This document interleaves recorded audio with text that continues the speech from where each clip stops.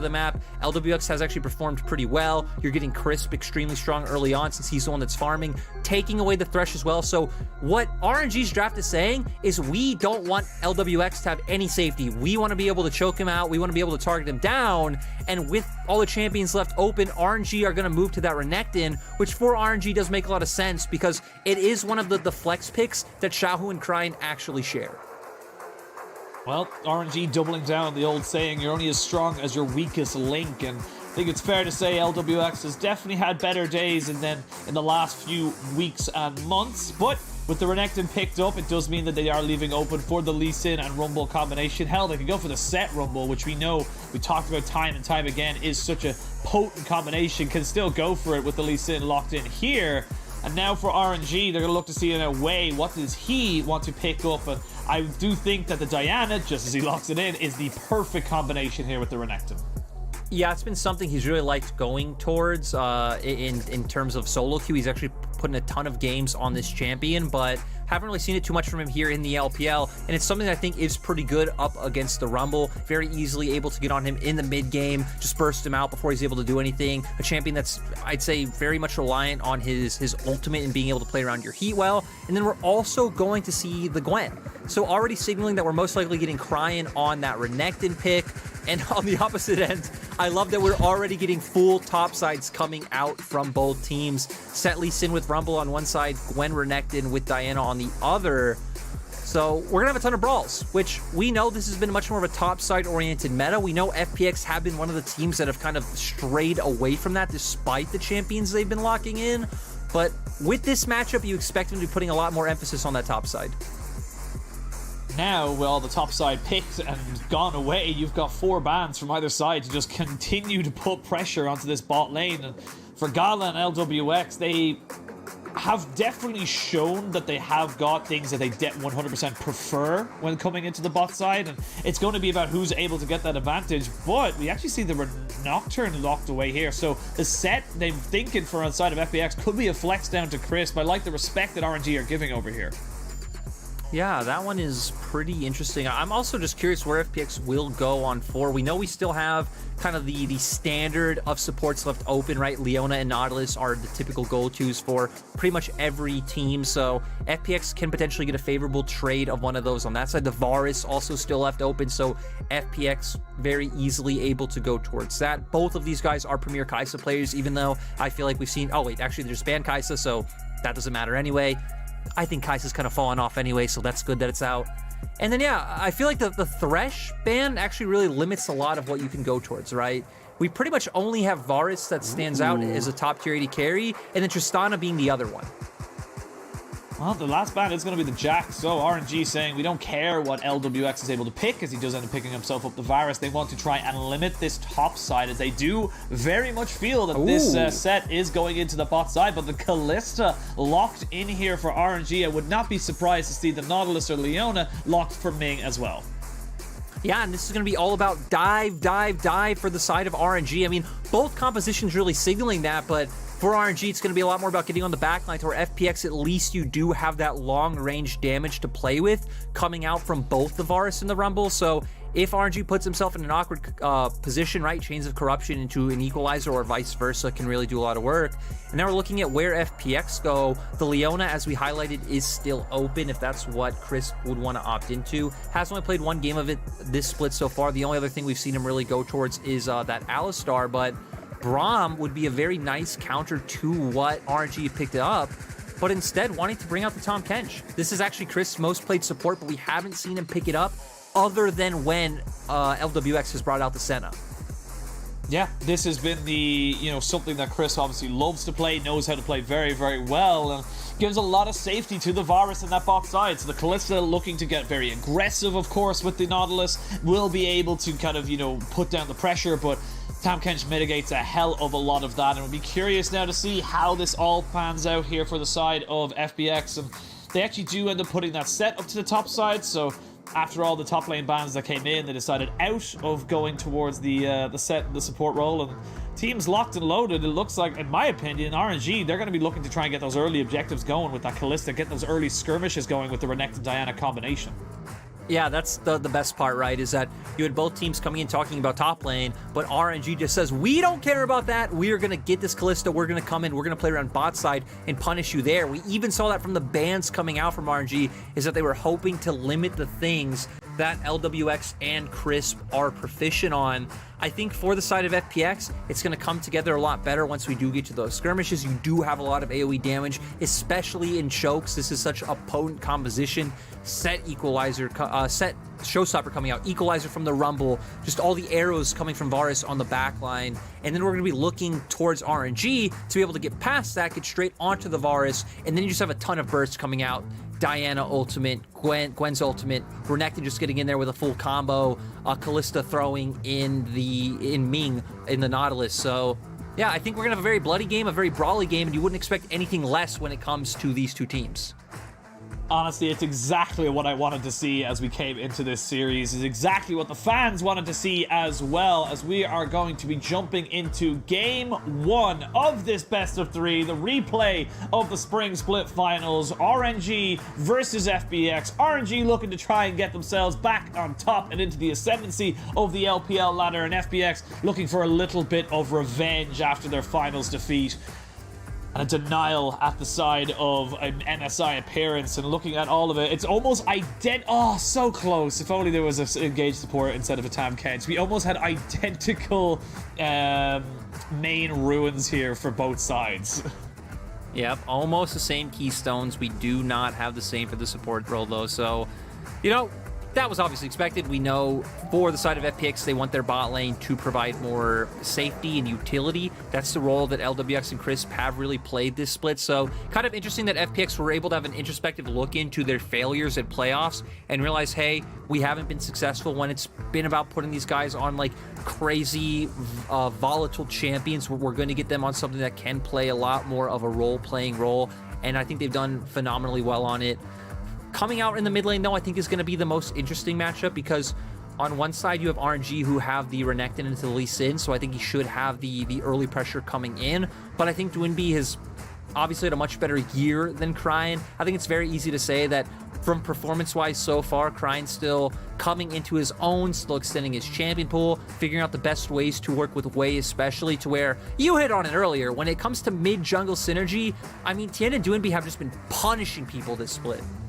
Oh, they've been pummeling him into the ground. It's just kind of a reminder of, like, this is still one of the most veteran and tried and tested jungle duo or jungle mid duo combinations that we have in the league. These guys have been playing with each other for such a long time. They're almost telepathic in how they want to be able to communicate. They don't even need to say words. But for the side of, you know, FPX, it has been a fantastic start for them. Yes, they obviously picked up that one loss, very unfortunate there, but we talked about it, you know, throughout the split so far, is that they have looked like they just picked up where they left off. They haven't really let the loss of the finals get to them too hard, and they're looking to get another shot at it.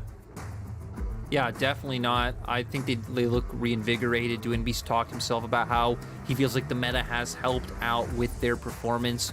I want to see what comes into this game when we do have Nuguri on the set. So not a champion you're going to expect to see a ton of pressure coming out from early on, with especially Rumble, who, you know, is most likely going to come out with that full clear as well. But both sides, just once we hit the level 6 marks, right, there's going to be crazy skirmishes. I think first Herald is going to be insane coming out from both sides.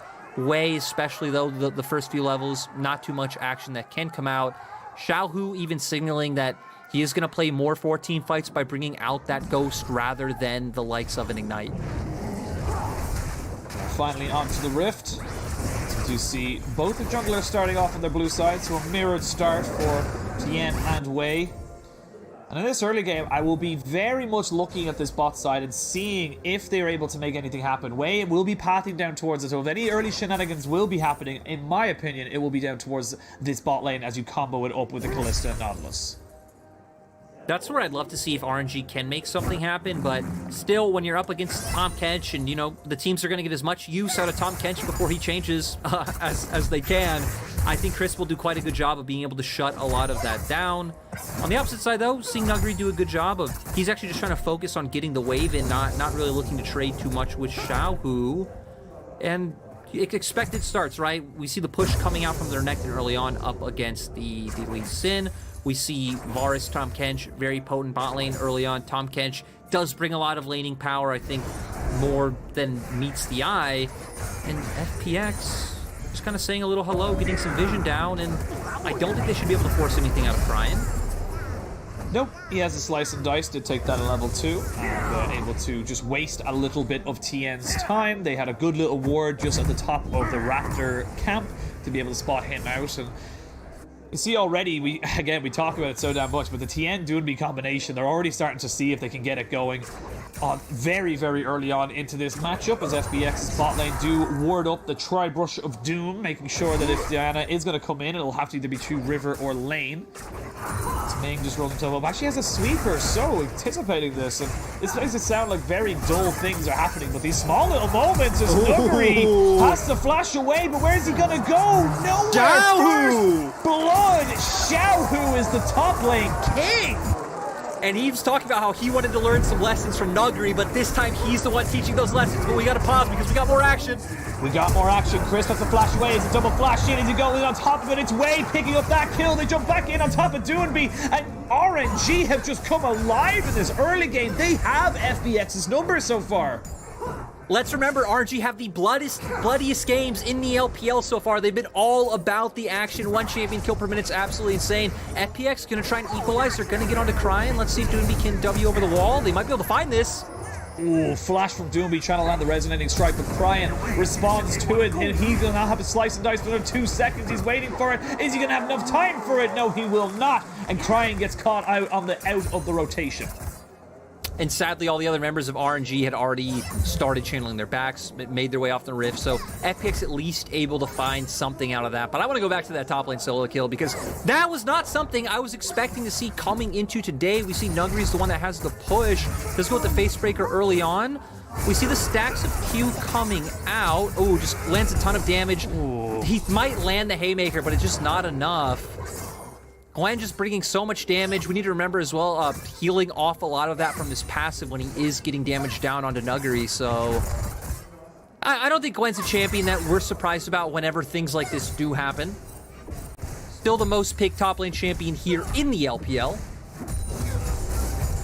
Does have a hell of a lot in her kit to be able to make those opportunities happen for them, as we see Tien just being forced away from his Krugs, as he was spotted out there, so not quite sure exactly where the Diana or the Gwen had gone in that little instance, but still, we wanted brawls, we expected brawls, but both of these teams really just coming out trumps and trying to make some advantage. And even though, as you said, FBX, they lose out on top and in bot, they're able to get one back in mid. That goes a kill over to Doonby. He's now about 15 or so CS ahead, as well as that kill, so picking up the Iron Spike whip. And this is the guy, like we talk about it so damn much, but Doonby is the main man on this roster. Nuggery is still the best top laner in the LPL by a lot of people's margins, but whenever we want to see FBX, whenever FBX are doing well, it's off the back of this man in the mid lane.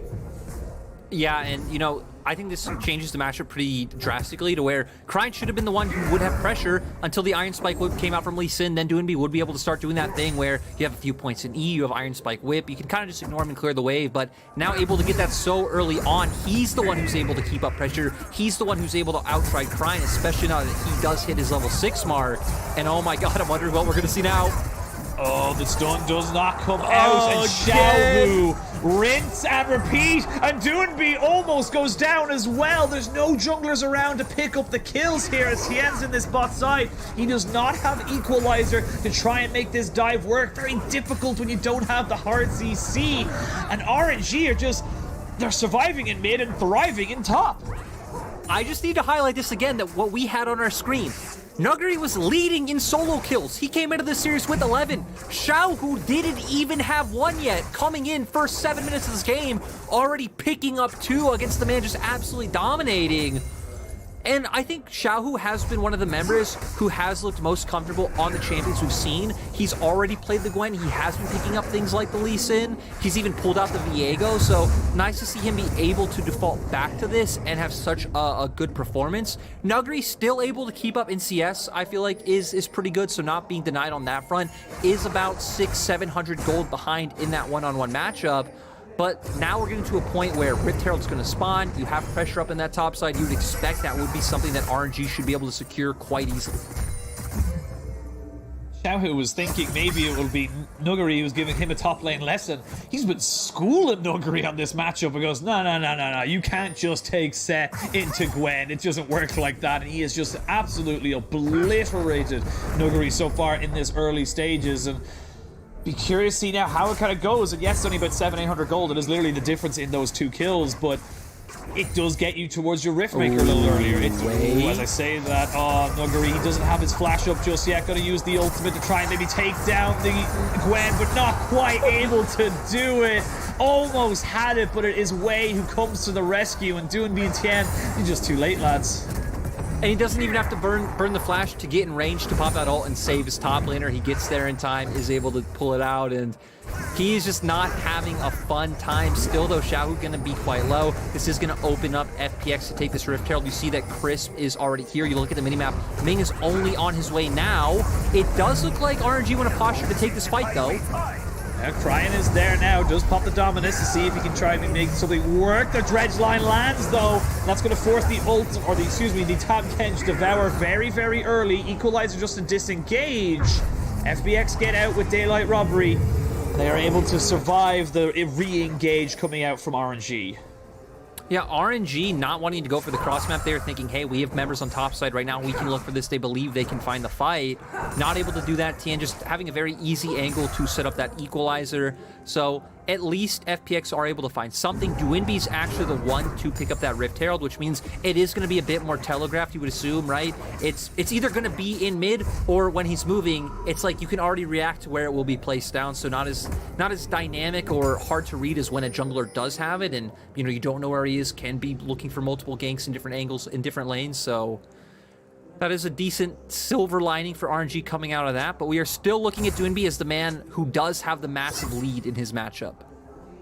Yeah, sitting on about 1,000 gold lead for himself, which is kind of surprising considering RNG in total are 1,000 gold ahead, so there is a lot of different discrepancies. And the big thing I wanted to say about where the gold lead is for RNG is, of course, in that top side of the map, you see the 2 kills on both the Diana and the Gwen. But more importantly, and this is something I think is very underrated, is that it's on AP damage carries. And magic resistance is such a difficult thing to itemize into early, so they're going to have a lot of power very, very early on for RNG. Whereas on the side of FBX, they're going to be looking to try and just, as you say, get those skirmishes, maybe pick off a couple of people, maybe even try and find a rotation off on top of Xiaohu before they really go for any kind of 5v5s. And I feel like we've seen a lot of what we expected from both teams, right? FPX have been much more focused on getting neutral objectives and much better at that, where for RNG, it's been about the early ganks, it's been about getting turret platings, getting CS advantages, and trying to accelerate the game through that. So we know we're going to keep seeing Wei play around the top side of the map, because that is, where his strong side is. Xiaohu's still going to be able to win out in these trades. Cryan can be able to rotate as well, so RNG setting up for this dive on top. Tien is making his way here, though. Does have Equalizer available. He does have the Equalizer. Ward goes down into the bush, so Wei will know if Tien pops in. Yep, they know he's there now, so I don't know if they really want to fully commit to this. I say that. Nuguri does. He flashes in, does not quite get the face breaker, and now with no Equalizer, Nuguri might be in a little bit of trouble. Rift Herald gets popped down into mid lane as the TP is going to be used there by Cryan. That's going to be full plate gold going over to Duinby. And everyone just kind of backs away. Ming gets himself a blast cone. No one goes down. A hell of a lot of posturing, but oh no, LWX, he might have to flash. And yes, he does. They have to get him away from that, and that is the power you have when you have a Kalista Nautilus. That being said, Duinby feeling very, very strong into this matchup in the mid lane. Doesn't care that it's a 2v1 against him. He still feels he can get the damage down and get himself out. Yeah, I'm just really surprised that we didn't see FPX play that top bait maybe a little more patiently, because we saw Xiaohu walking up. It looked like they were going to commit to the dive. I don't know if they were afraid that Nuguri was too low, that he'd be able to go down pretty instantly if Tien and him didn't commit to making a play earlier. Did go for the flash face breaker, not able to find a good angle to look for any kind of showstopper. So in the end, just kind of blowing summoners for no reason. Doinby was able to drag RNG back towards mid lane, though, by dropping down that Herald, and is continuing to push his lead as he's already picked up the Gore Drinker. So no Dragon for 3 minutes. Maybe we can start expecting to see Doinby to have a little bit more influence on the map, but I feel like top lane would be rough when RNG have been just continuously putting their resources there. You can expect Wei to be on that side. And for bottom lane, I guess you do have Chains of Corruption now, so there is potential windows where you can find that engage, maybe try to bring down your Lee Sin and find kills onto the Kalista Nautilus. It's been a very quiet early game in that bot side since it happened, but Doinby now going to be ganked up here by Wei as they do not get him to lock down just yet, but there's just too much CC. Ming has roamed in, and it's exactly what we wanted to see from RNG. Wei and Ming comboing up and punishing the big man in mid lane for FPX. I just don't get it. FPX have been on a tear this week. Is Nuggery going down again? No. Oh, does he go down? Ooh, the scissors not quite able to cut through him. But that is going to be top lane pressure now very much for RNG, and you don't have a TP, you don't have a flash here for Nuggery. You're just going to have to give up all of this time, pressure, and plates over to the side of RNG. This is just going from strength to strength from RNG. RNG feel like they're the ones that are dictating what happens and when. You know, the fact that FPX literally put Team WE in the dumpster earlier this week when RNG kind of struggled to 2-0 Rogue Warriors, I mean, this is just not how I could have imagined this series would go. It's LPL, so far, baby. Almost 3K gold lead for the side of RNG. You do have good scaling elements in your comp. We know Gwen only gets stronger and stronger as the game goes on. Makes it incredibly hard for champions to be able to team fight against you, especially, you know, an AD carry like Varus having to walk into that hollowed mist. You're not going to want to do it. Can dissuade the enemy from walking forward. Give your team a better angle to look for a team fight. Diana as well. Wei only getting bigger and bigger, already having the Dark Seal at 4 stacks as well. And the rest of your team, you know, Cryan and Ming are going to be kind of being meat shields looking for those engages. Gala having a lot of kiting potential in these team fights. So for FPX, when your engage is pretty much a flash face breaker from Nuggery, or finding some kind of flank with a kick from Doinby, or a flank with a showstopper from Nuggery, I feel like it's going to be pretty interesting to see what happens. Unless FPX can get on objectives first, then they could try and maybe find a way to where LWX and TN can pull off something with their damage. But I feel like RNG, with how the comps are going forward and how fights should be breaking out, are feeling pretty good.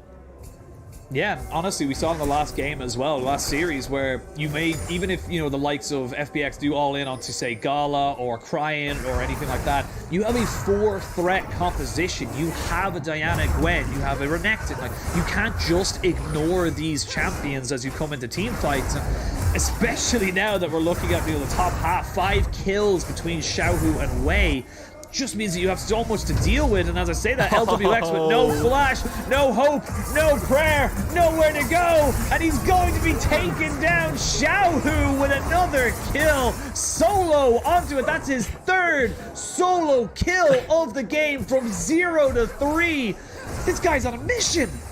I just love Ming trying to pick up an assist because he queues in and actually tries to use his ultimate. You can see it's on cooldown now, so wasn't necessary at all.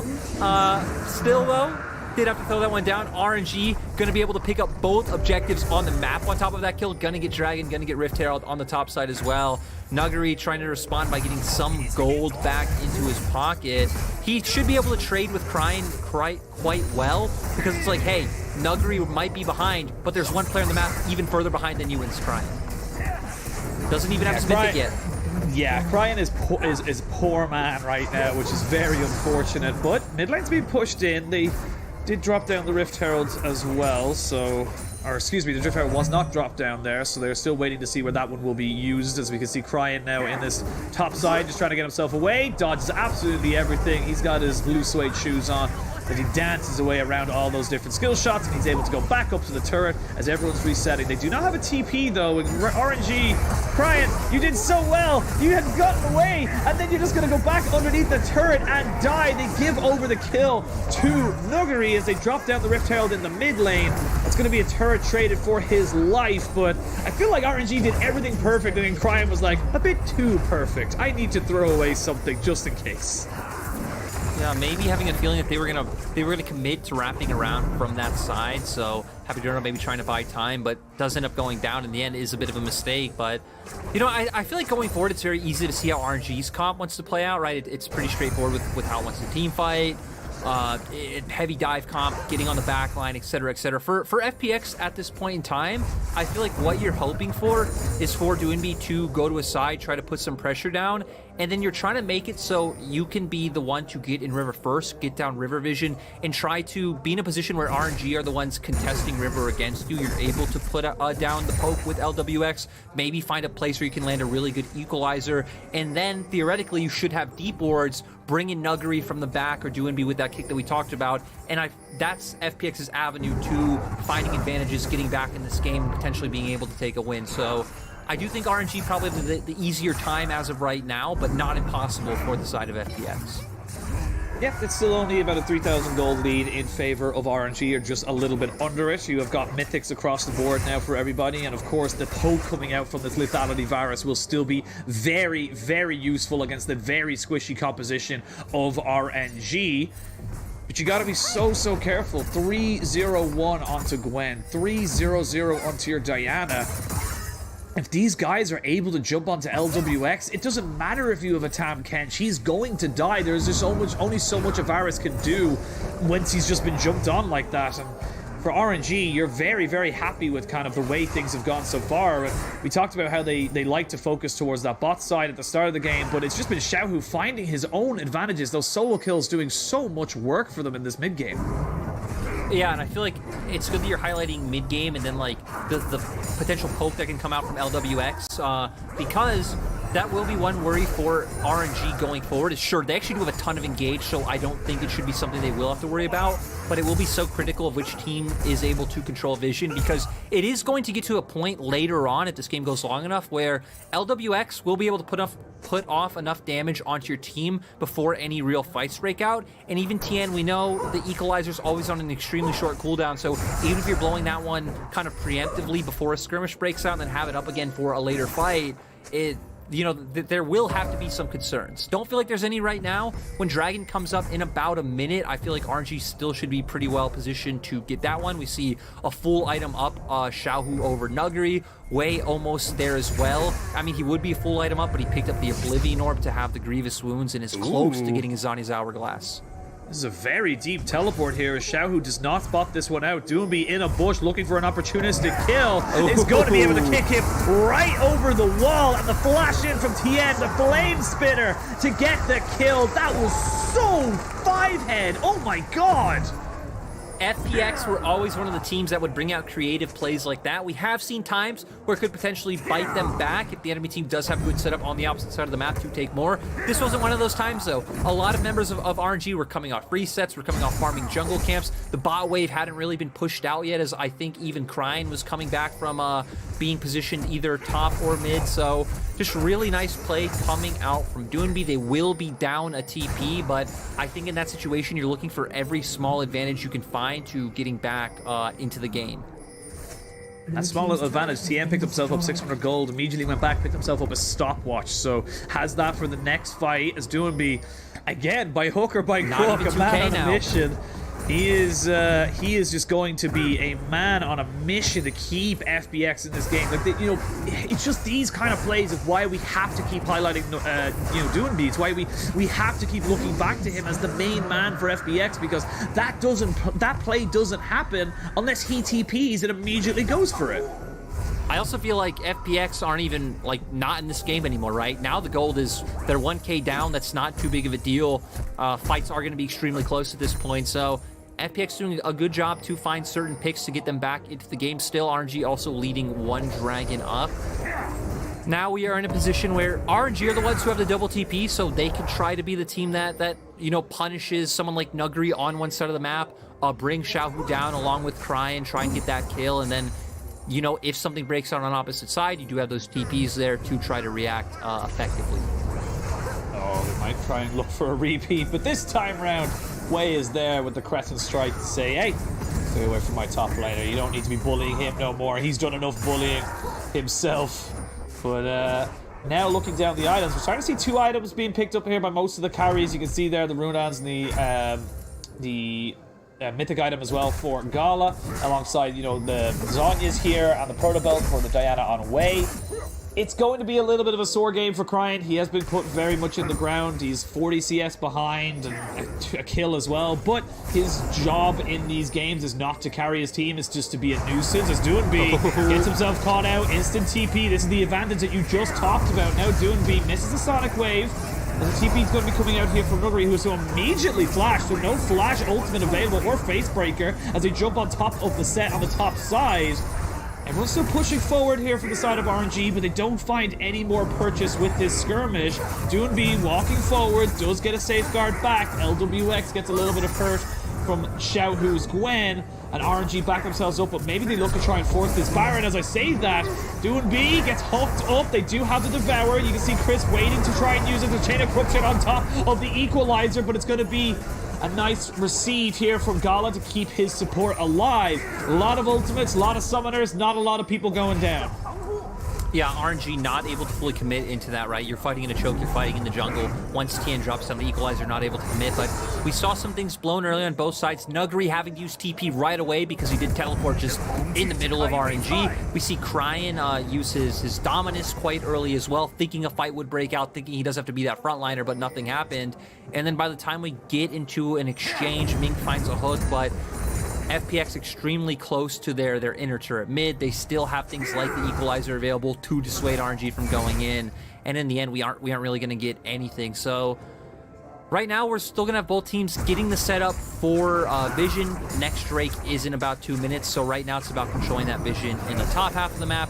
Not even necessarily for Baron, but getting Vision down, trying to find picks, and then trying to force the enemy team to come retake Vision closer to the time Dragon comes, so then you can pivot to the bottom half of the map and then have the setup there.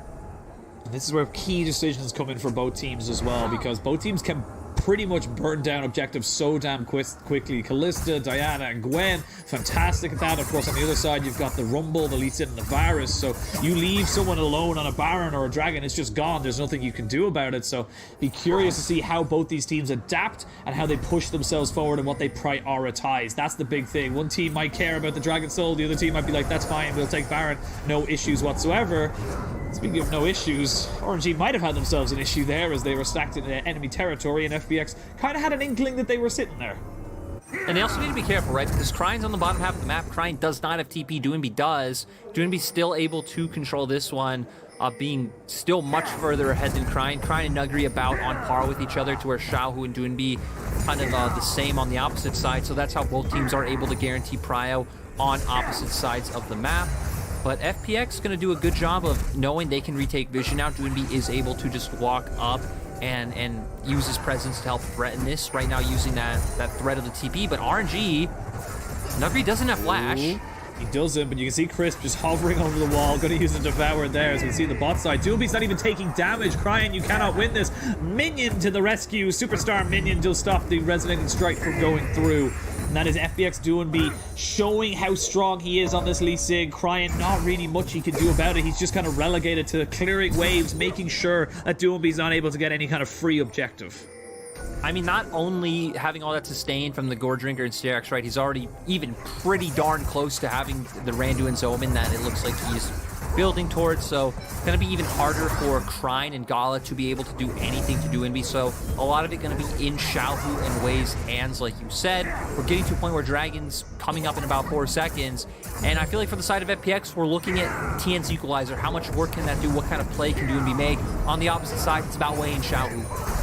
All right, here we go. Dragon has been started. There's no Resonating Strike to land. We do see Cryan popping the Dominus. Dredgeline does miss. To go in on top of this, no, but it's taken by RNG. Now the fight can really happen. The 5v5 is going to be started right here, right now, as Nuggery does find himself a ultimate to start it all off. The Equalizer on top of it as the exhaust goes down. Cryan is the first one to fall, but the Moonfall is just too good on the back end of this, and RNG are flashing over. They're pushing forward. They know they want this fight. They know they want these kills, and they know they are good enough and strong enough to take it as Xiaohu just keeps pushing forward. He's looking for him like, nom, nom, nom, nom, nom, nom. I've got myself my scissors. I am running with them, even though it's considered dangerous. Actually is a little bit dangerous as the rest of FPX do find themselves now on this bot side.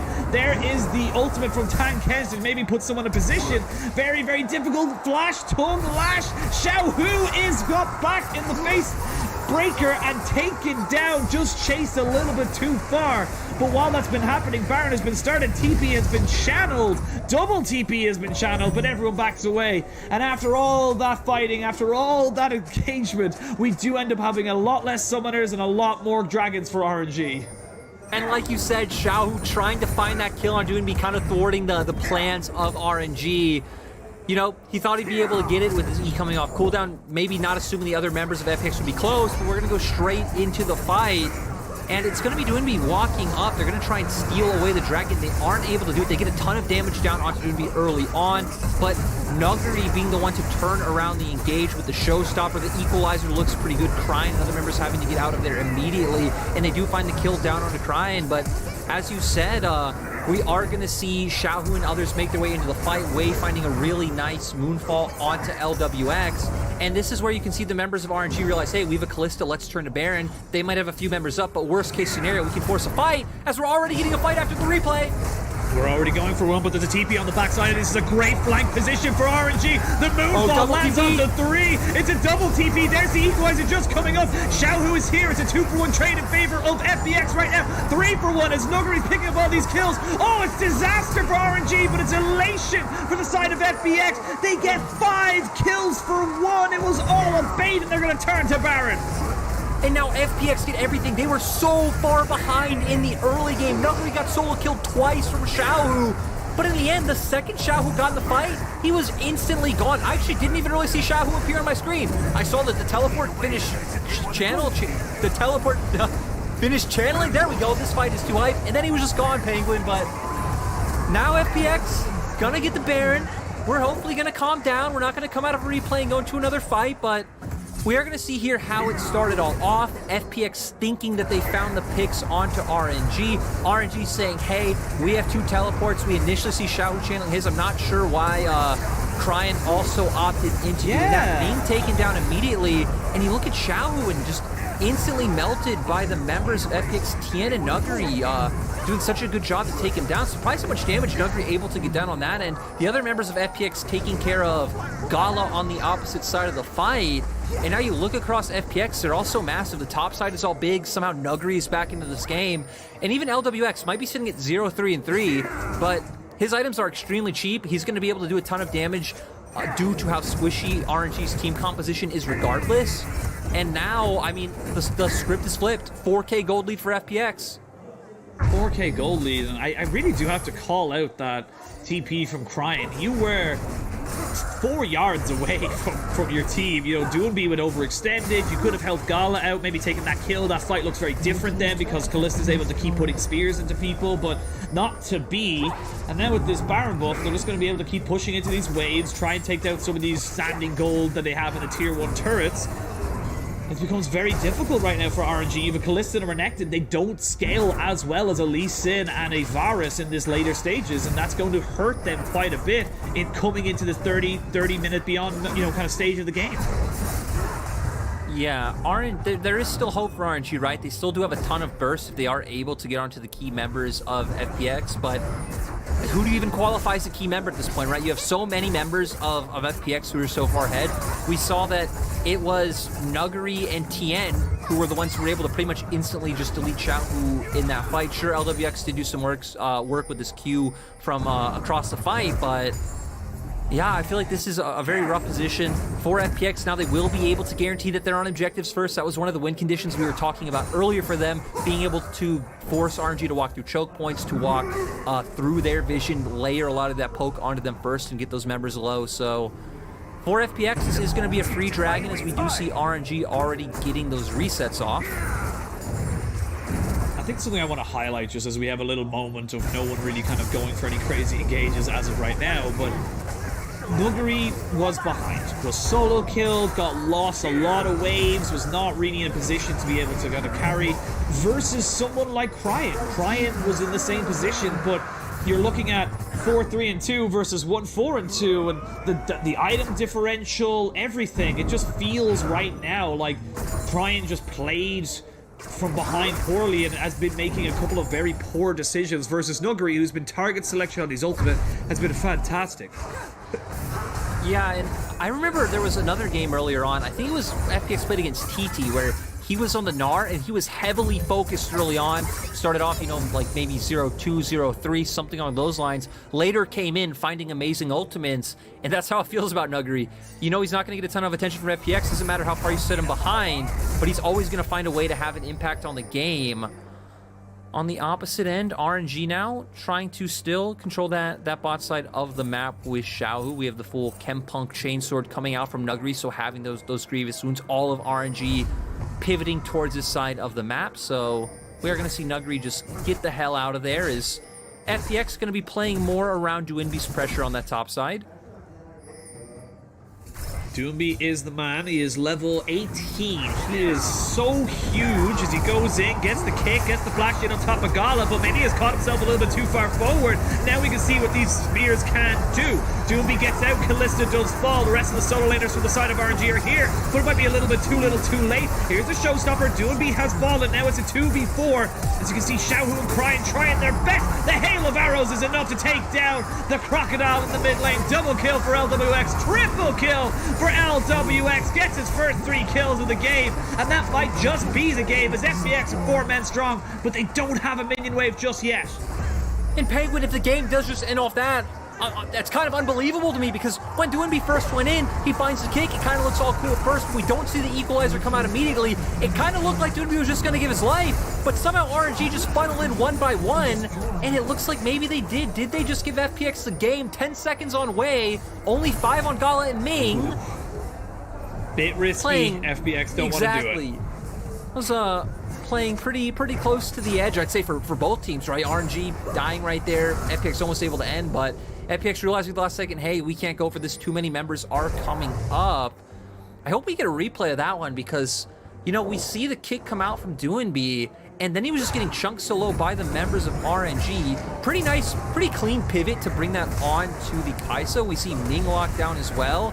And the fact that Tahm Kench is here means Duinbi gets a safety. Dyna with a really nice ultimate trying to lock a few members of FPX down, but so many stopwatches coming out. We see members going down one at a time. Ming off to the side, not even able to get back towards his team. Cryan going to be taken down. And then with 4 men still standing, they all realize, hey, we can just funnel in on top of Xiaohu. We still have that Devour coming out from Crisp if we need it.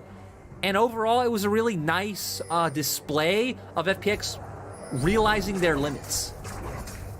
Yeah, really nicely played by them, and I do feel like the most underrated summoner spell so far these 2 last series that we've casted has been Exhaust. Exhaust has just been so key at stopping things like the Gwen, the Diana, hell, even the Renekton, if you want to put, you know, from jumping in on these backsides and killing someone outright. The fact that the Exhaust went down onto the Diana meant that they weren't able, or sorry, the Xiaohu meant that he wasn't able to kill off LWX. They weren't able to get, you know, any kind of foothold in the fight. And now, I just feel so bad, because it does feel like it's 5v4.5. Cryan is just nothing right now. He has no gold. He's really falling behind in items. He's a glorified support tank at this stage, because he just hasn't got any threat on anyone. No, he definitely is not. He's pretty much just a frontliner. That's the only impact he can bring, and, you know, he's never going to be as efficient or as potent as someone like Nuggery on the set. All of the utility that you bring in the rest of your kit as well. Also interesting, I know Duinbi bought this earlier on in the game, but the Serpent's Fang coming out was something I wanted to hit on for a little bit, but, you know, we had a ton of action. Are a bunch of shields on the side of RNG. One going to come out from the Immortal Shield Bow, Diana having a shield in her kit. You have the mythic item coming out from Ming, so gonna try and get the value out of that one. Also an extremely cheap item, so that's my guess why Duinbi went out a few minutes ago, because it was right before a skirmish did happen. But kind of interesting mix of tank, sustain, and then like a random dose of lethality in there for shield breaking. He's got it all. He can do it all. He's one of those, you know, TV shopping ads. It's like, it does it all. It does tank, it does damage, it does engage. Anything you need, this Duinbi can do it. Have a look down at the other items as well. We do actually have a Zonya's finished up and a death cap for Xiaohu. TP's available, dragon spawning in 3 seconds. Unfortunately for FPX, it will be their third, not their soul. This is RNG are now posturing around this top side. They're saying, take it. We don't care if you go for that dragon. We will pressure around this Baron pit, and you have to respect that. The one thing the side of RNG have to respect, however, is there are still super minions barreling into this mid lane. I mean, that's the thing, right? RNG are showing that they understand the fact that they cannot fight FPX in 5v5s right now. They don't feel comfortable doing that. They definitely can't walk into a quadrant of the jungle where they have no vision and face check members of FPX. So they try to kind of pull one over on FPX, say, hey, we can do the Baron, kind of come over here, maybe we can whittle you down, and we can find and engage. But FPX with a nice response, they say, hey, we will hover towards this side of the map so you can't do Baron, have one man just take Dragon itself, and then RNG just losing out on the map, not able to get anything, as we get TPs coming out from all over. Whoa, okay, TP's there in the mid lane. Ning does not get caught out by anything just yet, but both Doinb and Xiaohu now expending that global pressure, just Cryin and Nuguri available with that. You gotta feel like Nuguri will be a little bit more impactful with it. You can see Cryin just taking so much poke from these piercing arrows. This Varus still very, very relevant. Speaking of which, Doinb goes into the backside. It's a bit of a fight again on split on 2 fronts. Equalizer's hit absolutely nothing, as we can see now Cryin goes down, but he's a glorified tank. This is all down onto RNG and FPX if their carries can survive. LWX does fall into his GA. You can see the kiting coming out, the Immortal Shield though, not enough. But Xiaohu, is he enough? Is he able to do something? It's Wei and Xiaohu versus Chris Doinb, but it's gonna be Wei and Xiaohu that come out on top. RNG get the fight they wanted, they get all the kills, and they might look to try and end the game. And the carries are going back and forth. We do have about 40-second dead timers on the side of FPX. We know RNG will very at least be able to get the inhibitor. I don't know if they can go for the full end, but it looks like they're gonna try. Oh my god, with so much action! They're protecting the minion wave. They know they need the minion wave to stay alive, and now they can use it. Now they can let it go down. They have the auto attack. They have the damage. RNG in a back and forth game, still down 3,000 gold, come out with a win in game 1. And think about how forced that was on the side of FPX, right? We start off with the TP, we get in there, they kind of wade off to trying to get vision in the river, but then the last second they come back down mid, we see Doinb go straight onto Wei, and you nailed it. The equalizer completely just flopped coming out from Rumble. And from there it's like, sure, you're able to get down key members, but that's a huge chunk of your damage going down. We saw the 2 strong members of RNG left alive. They were able to take over. And again, I'm just kind of speechless at the fact that that game was able to end. That game, we'd so many fights that were all over the place, so many unexpected, I'd say either misplays or outplays coming out that led to the other team winning. That last fight, I would love to get a very kind of slow replay of exactly what went down, because so many things went wrong for FPX. They use all of their pretty much, damage abilities on top of Cryin. He was the first one to die, so then they have to expend flashes to get on top of the Callista, and at that point, Xiaohu's like, fantastic, I'm just getting resets onto my auto attacks and my passive for my Q. The needlework is doing work.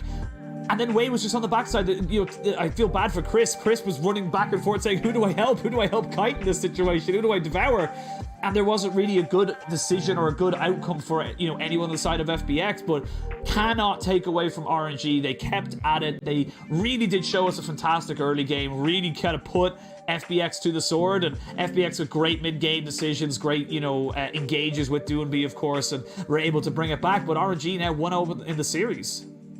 Yeah, I mean, we saw a lot of good and bad things from both teams that series, right? RNG with like a spectacular early game, pretty much just focusing on finding ganks, finding opportunities, especially setting down Nuguri. Xiaohu, I think, laning phase phenomenally. Nuguri really struggling up against the Gwen with the set matchup. Then the mid game, it's like, hey, FPX are coming out. They're actually the ones out skirmishing. We saw them make really creative plays, especially that TP towards top with Doinb. Doinb really was the one anchoring them in the game when they fell behind and then getting them back in. And then that last fight, I love that you highlighted Crisp and having to be like, who do I protect? Who do I protect? Because, right, that wasn't even really a team fight. It was kind of like a bunch of different skirmishes all over the place, and it let champions like Gwen and Diana thrive. And you know, I'm not sure how Wei got off his moonfall in the end, because we saw Dwinby especially go down very early on, and we once again have another game where the team, you know, who is losing in gold wins the game. Feels like that happens every other day here now.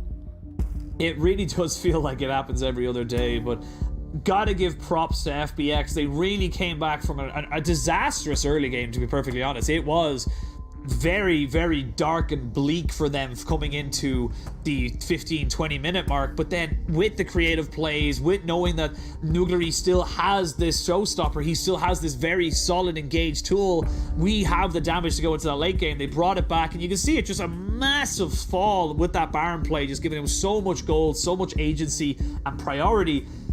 And then, yeah, it was just a load of different skirmishes kind of almost 2 or 3 meters away from each other in the mid lane, where it was kind of like, okay, you two are fighting this guy, you two are fighting this people. Like, it didn't feel like a cohesive team fight, and unfortunately for FPX, it's just not good enough against a caliber of team like RNG, who were able to fully capitalize on it. I also just think it's another time where we're seeing the strength of Gwen come out in this meta. Oh yeah, we've seen it a few times where, you know, Gwen able to single-handedly turn around like a team fight that ends up winning the game. And yeah, now we get to go into game 2. I think after game 1, I was left speechless many times. I'm super excited going to game 2, Penguin. I am too. We're going to throw it to a quick break, and when we return, we will be straight into picks and